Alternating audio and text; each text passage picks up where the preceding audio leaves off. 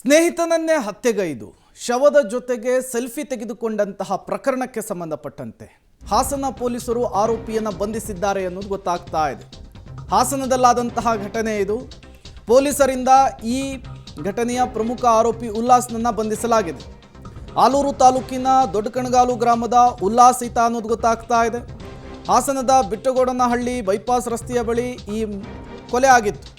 ಕುಡಿದ ಮತ್ತಿನಲ್ಲಿ ಸ್ನೇಹಿತನನ್ನೇ ಉಲ್ಲಾಸ್ ಕೊಲೆಗೈದಿದ್ದ. ತದನಂತರ ಶವದ ಜೊತೆಗೆ ಸೆಲ್ಫಿಯನ್ನು ತೆಗೆದುಕೊಂಡಿದ್ದ. ಇದು ಸಹಜವಾಗಿಯೇ ಹಾಸನದ ಜನರ ಆತಂಕವನ್ನು ಕೂಡ ಜಾಸ್ತಿ ಮಾಡಿತ್ತು.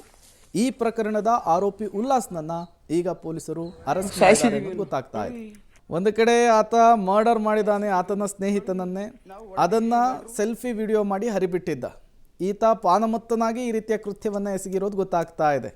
ಮತ್ತೊಂದು ಕಡೆ ಈ ಮೊಬೈಲ್ ಎಲ್ಲ ಕೈಲೂ ಸಿಗ್ತಾ ಇರೋದ್ರಿಂದ ಮಂಗನ ಕೈಯಲ್ಲಿ ಮಾಣಿಕ್ಯ ಕೊಟ್ಟಂತ ಆಗಿಬಿಟ್ಟಿದೆ.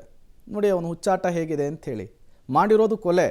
ಅದನ್ನು ರಾಜಾರೋಷವಾಗಿ ಹೇಳಿಕೊಂಡು ಈಗ ಪೊಲೀಸರ ಅತಿಥಿಯಾಗಿದ್ದಾನೆ.